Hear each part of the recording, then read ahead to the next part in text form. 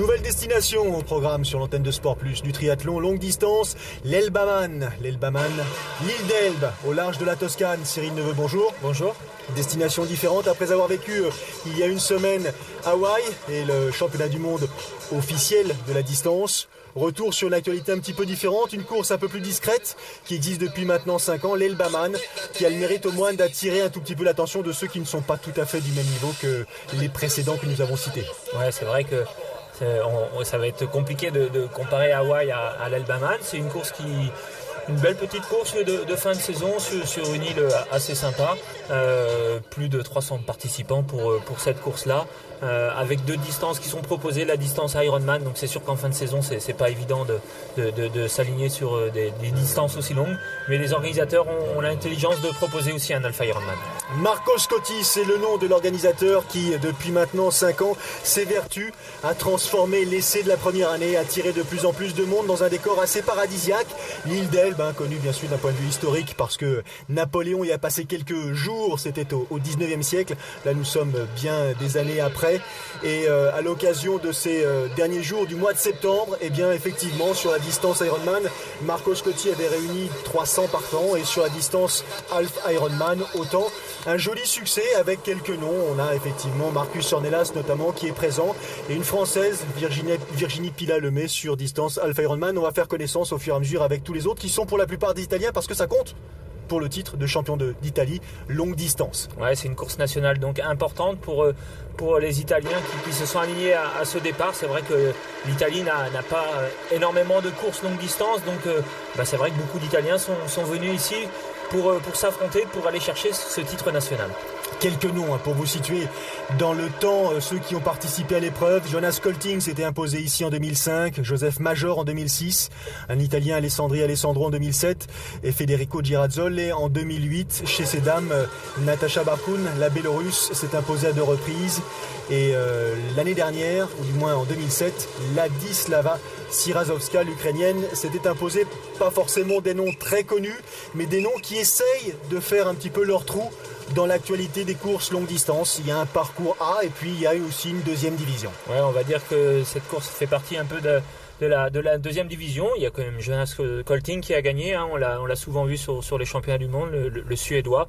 Et puis cette année, il y a Marcus Ornelas qui ici est présent sur cette épreuve. Revenons donc à la compétition et à l'Elbaman, 5e du nom, 1800 mètres de natation, 180 à vélo, un marathon pour terminer. Ça c'est la distance dite Ironman. 2 boucles, une sortie à l'australienne pour la partie natation, 3 boucles de 60 km à vélo et 5 allers-retours le long de la mer pour la plupart du temps. Le décor est absolument splendide, le phare, la tour. Ici nous sommes à Marina di Campo, au sud de l'île d'Elbe coincée entre la Corse et la côte toscane, encore une fois, une destination touristique, une destination estivale, je dirais très courue. Le reste de l'année, l'hiver, il y a grosso modo 30 000 habitants qui résident ici. C'est quasiment 10 fois moins, voire 15 fois moins que pour la période estivale. Donc là, c'est l'occasion d'attirer un petit peu l'attention sur une destination touristique qui, en fin de saison, en fin de mois de septembre, a encore quelques beaux jours et quelques intérêts. Ouais, ça arrive souvent que des îles comme ça, un peu paradisiaques, nous proposent des triathlons ou des événements sportifs comme ça en fin de période estivale, justement pour attirer encore quelques sportifs et associer le sport au tourisme. On a parlé de Marcus Ornelas, le Brésilien présent. Il y a Rob Johnson, un Britannique. Il y a également Matteo Anovazzi, un Italien, qui avait fait 14e lors des championnats d'Europe récemment à Prague cette année.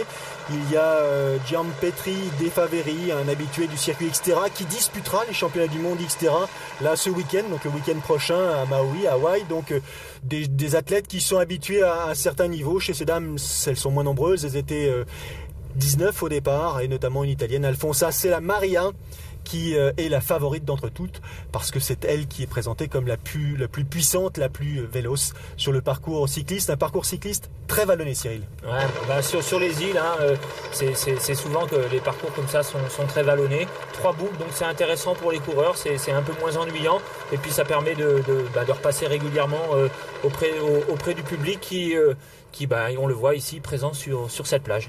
Alors un public un peu clairsemé, départ à 7h du matin, à l'aube. Le public est présent effectivement à la sortie de l'eau. Le public sera présent surtout dans le village de Marina di Campo. Et tout au long du parcours, on aura l'occasion de croiser quelques hommes, quelques femmes venus soutenir ces athlètes. Fin du premier tour, fin de la première boucle, sortie à l'australienne. Gianpietro De Faveri, l'Italien, est sorti en tête pour l'instant. Une poignée de secondes devant un homme qu'on connaît un tout petit peu mieux. Marcus Ornelas, le Brésilien, un de ceux qui s'est imposé et a écrit son nom sur le triathlon longue distance de l'Alpe d'Huez. C'était l'an passé. Ouais, l'an passé, Marcus qui avait gagné le triathlon à l'Alpe d'Huez. Donc c'est quelqu'un qui est quand même bien connu dans le milieu du circuit longue distance, surtout dans le milieu du circuit Ironman. Et puis Marcus qui ici un peu en exhibition, on va dire, qui finit tranquillement sa saison. Derrière, un groupe de poursuivants, vous les comptez aisément grâce à ces images prises depuis l'hélicoptère. 6 hommes, Matteo Anovazzi, Gabriele Mazzetta, Thomas Petre, Paul Zierki, Sven Ångbardt, le Danois. Et il me manque un homme, Pavel Münster. Voilà. Donc vous avez vu, parmi les nationalités présentes, quand même diverses origines. Et chez ces dames, pour l'instant, la première de ces dames à se présenter à l'issue du premier tour. Je vais retrouver son nom dans peu de temps. C'est la jeune danoise Stine Mølbro, qui ne vous dit pas grand-chose, mais qui a l'avantage d'être en tête de la compétition après une boucle. Décor, regardez comme c'est joli, regardez l'eau d'un calme absolument remarquable. Pas une risée ou très peu, des conditions très favorables. Ouais, des conditions vraiment idylliques pour nager, pour faire une bonne partie de natation dans cette épreuve de triathlon. Pas de vagues, on a l'impression de nager dans un lac au milieu de ces collines. Donc c'est vraiment un décor fabuleux et une eau vraiment parfaite pour faire une belle natation. Il faut dire que le golfe ici, là, sous nos yeux, se prête justement à cette ambiance de grand calme. Le premier à sortir de l'eau, c'est une confirmation. Il était en tête à l'issue de la première boucle. L'Italien Gianpietro De Faveri, qui a été champion Xterra, champion italien pour la catégorie Xterra. Un des rivaux de Olivier Marceau, de Nicolas Lebrun sur le circuit international, et qui sort de l'eau après 50 minutes et 7 secondes. Un temps honnête après 3 km 8 de natation. Ouais, un bon temps de natation. La barre des 50 minutes en général, c'est le temps limite pour être parmi les meilleurs. Donc sur une épreuve comme ça, 50 minutes, ça le fait sortir, on va dire, largement en tête. Même si Marcus n'est pas très loin, on voit à l'écran que les poursuivants sont déjà un peu plus loin. Marcus Ornelas, deuxième donc à s'extraire des eaux méditerranéennes, 50 minutes et 49 secondes, ce qui équivaut grosso modo à 1 minute 20 pour 100 mètres. C'est un temps qui est encore une fois acceptable. Regardez la distance qui sépare la sortie de l'eau sur la gauche de l'écran à l'aire de transition. Au plein centre de votre écran, cette espèce d'immense cours de tennis, là, grosso modo 400 mètres à parcourir avant d'atteindre l'aire de transition. Ouais, comme on l'a vu tout à l'heure pour le premier nageur, il a enlevé sa combinaison tout de suite en sortant de l'eau. Ça lui permet de pouvoir courir beaucoup plus facilement justement pour rejoindre ce parc à vélo. 400 mètres, c'est une longue distance. Stine Mølbro, la Danoise, c'est elle qui en termine avec le parcours natation. 56 minutes et 54 secondes, c'est le temps qu'elle va mettre pour parcourir ces 3 km 8 donc de natation. Et c'est parti assez vite pour les deux premiers hommes. Je vous rappelle leur nom, Gianpietro De Faveri et Marcus Ornelas, sortis quasiment dans le même temps, même si Marcus a récupéré une poignée de secondes à l'issue de la première transition. Ils attaquent les 180 km à vélo. La voici, la Danoise. Souriante, un petit peu à l'image de Chrissy Wellington, même si les comparaisons s'arrêtent là. Ouais, on va dire que le résultat sera peut-être le même à la fin de la course, on verra, mais le niveau de performance est un peu différent, mais tout l'avenir est devant elle. On vient de voir passer à l'instant le dossard numéro 11, Pavel Münster, 53 minutes en natation, en 6e position. C'est pas mal, et là c'est parti donc pour une première difficulté. Sur les 3 boucles à effectuer, il y a une première difficulté qui se présente très tôt, une ascension de 2,5 km à parcourir en aller-retour avant de poursuivre la boucle, avec des pièges parce qu'on est tenté de partir assez vite. Le risque, c'est effectivement de se griller un petit peu. Ouais, il faut dans ces conditions-là, dans ces courses-là, il faut être vraiment très très vigilant, surtout au départ. Ils ne sont pas très très nombreux sur ce triathlon, on l'a dit, donc peut-être qu'au bout d'un moment, ils vont se sentir un peu seuls sur ces 180 km, donc ça tombe bien déjà qu'il y ait 3 boucles, mais je pense qu'il faut pas griller les cartouches trop vite, et il faut d'abord monter cette première difficulté à son rythme, au train. On le voit, Marcus Ornelas qui ne fait pas encore l'effort. Les autres athlètes prêts à s'élancer à leur tour, pas tout à fait pour le même parcours. C'est le départ, le deuxième départ de la journée en l'occurrence, celui du Half Ironman. Donc moitié moins longue pour ce qui concerne les distances, quasiment autant de participants, un peu plus de 350, avec un soleil qui fait son apparition et qui tout doucement va réchauffer les athlètes, pas ceux qui seront dans l'eau c'est sûr, mais ceux qui un peu plus tôt étaient partis et qui vont commencer à multiplier les efforts dans ces ascensions. Je vous rappelle parfois des passages à plus de 5%, Cyril, c'est déjà des passages assez sportifs. Hein. Ouais, on va dire que c'est de la moyenne montagne, c'est ce qu'on trouve souvent sur les îles, au bord de mer, des côtes assez longues, on va dire quand même qui sont assez longues, avec des pourcentages moyens entre 4 et 6%, donc là 5%, c'est un beau petit pourcentage pour déjà faire une petite différence, mais on l'a dit, il y a 180 km, il faut être vigilant. Il a le sourire, Gabriele Mazzetta, dossard numéro 2. Il est en 4e position, derrière Matteo Anovazzi. Ces deux hommes comptent grosso modo 1 minute 30 à 1 minute 45 de retard sur les deux premiers, en l'occurrence Gianpietro De Faveri et Marcus Ornelas. Les voici justement, les deux premiers. Le premier, sous nos yeux, avec son maillot orange, lui est plus habitué aux efforts Xterra, plus habitué aux efforts, je dirais... rapide, puis ensuite un peu plus calme. Là, c'est un effort, je dirais presque monocorde sur une durée. Ouais, on va dire qu'il est plus habitué à du fractionné, à des enchaînements un peu violents, on va dire. C'est-à-dire que c'est vrai qu'en VTT, on monte vite en pulsation, et puis des fois dans les descentes ou sur certaines parties, on descend très très vite, alors que en général sur un distance Ironman en triathlon, on va dire que la fréquence cardiaque est assez régulière tout au long de la course. Dossard 101, c'était Alfonsa Cellamaria, l'italienne, sortie en 59 minutes et 57 secondes de l'eau, à plus de 3 minutes de la première, mais qui va reprendre très très vite les commandes de la course féminine, tellement ses capacités à vélo sont supérieures à ses concurrentes immédiates. Et ils sont 4 désormais en tête, après avoir fait cette fameuse aller-retour, ce premier aller-retour, quasiment 8 à 10 km effectués, donc on est très tôt dans la course. Ils sont 4 en tête, la jonction a été opérée. De Faveri, Ornelas, Anovazzi et Mazzetta sont désormais ensemble.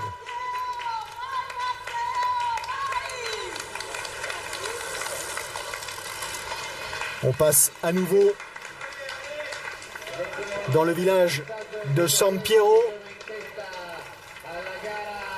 Petit arrêt momentané sur le côté pour le dossard 6, Marcus Ornelas. Peut-être un ravitaillement, peut-être l'occasion de profiter de quelques secondes pour s'alimenter et repartir de plus belle. Le décor, les conditions de course, on en a parlé, quasiment pas de vent, la chaleur qui fait son apparition, mais une chaleur assez supportable si on compare ça encore une fois à la chaleur d'Hawaï que nous avons suivie la semaine précédente. Ouais, on est en fin d'été, je pense que c'est une bonne température pour faire une belle course. La chaleur est supportable, les paysages, on l'a vu, sont magnifiques, donc je pense que c'est une course qui au fil des années devrait avoir de plus en plus de concurrents.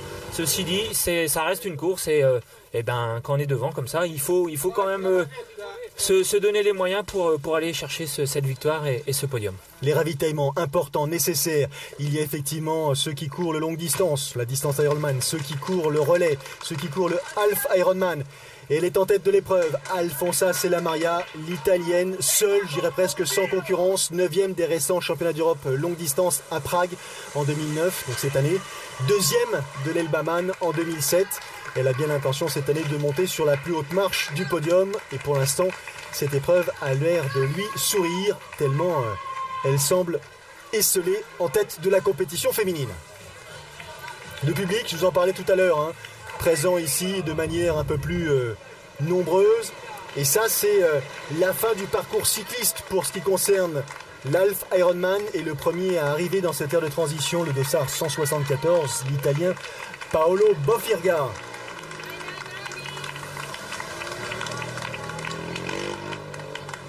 Classique, dépôt du vélo, récupération du matériel, on se change et c'est parti cette fois-ci pour 21 km. 21 km avec les rayons du soleil qui commencent à taper sur les épaules, Cyril. Ouais, les rayons du soleil qui font leur apparition. Bon, ils ont l'habitude, les athlètes. En général, la course à pied se fait en début d'après-midi. et donc une course à pied qu'il faudra bien gérer. La surprise, c'est celle-ci. Virginie Pila Lemay, la française, est en tête de la course féminine sur distance Alpha Ironman. C'est une excellente nouvelle. Virginie Pila Lemay, désormais, c'est son nom de femme mariée. 4e des championnats de France longue distance. C'était en 2008 à Belfort. On se souvient l'avoir croisée également à Gérardmer à plusieurs reprises. Elle s'est fait un peu plus discrète en 2009, même si elle a couru le Grand Prix sous les couleurs de son club Saint-Étienne. Elle est ici effectivement engagée pour tenter de réaliser un coup, une opération comme on dit. Ouais, une belle course de fin de saison. Alpha Ironman, c'est sa distance un peu fétiche, on va dire. Elle se sent bien sur cette distance-là. Je pense que pour elle, la distance Ironman était encore un peu trop longue en cette fin de saison. Et Virginie qui est bien installée maintenant en tête de course. Ça va être dur d'aller la chercher car en général, elle nous sort tout le temps des belles courses à pied. La progression des courses longue distance et Alpha Ironman. Et l'arrivée de Paolo Bofirga, le vainqueur donc de ce triathlon Alpha Ironman ici sur l'île d'Elbe. Franchit la ligne avec le sourire, il peut être satisfait de sa performance.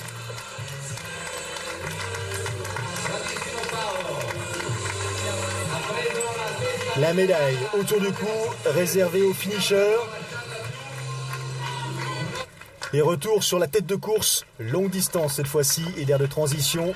On dépose le vélo, Cyril. Et là, c'est un peu plus dur, on le voit.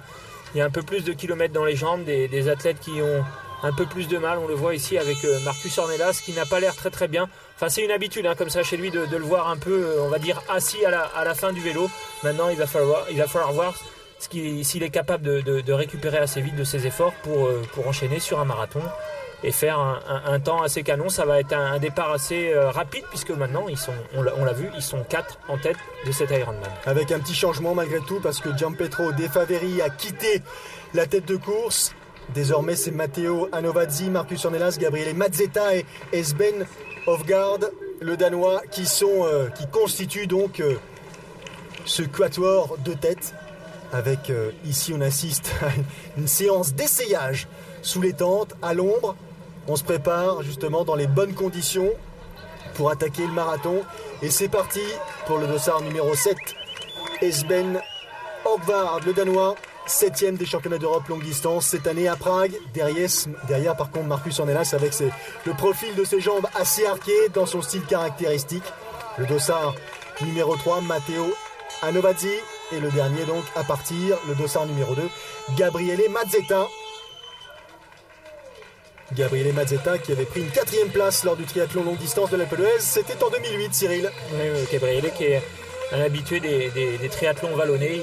Il est régulièrement présent à l'Alpe d'Huez. Et je pense qu'aujourd'hui, sur cette distance Ironman, il a dû être un peu à l'aise en vélo. Et ils applaudissent l'arrivée de la Française Virginie Pila Lemay qui s'impose donc ici sur distance Alpha Ironman. Elle qui a remporté récemment le court distance du lac des Sapins au mois de juin, 5h41 minutes et 9 secondes. C'est le temps réalisé par la jeune Française ici. Satisfaite, un petit peu déboussolée,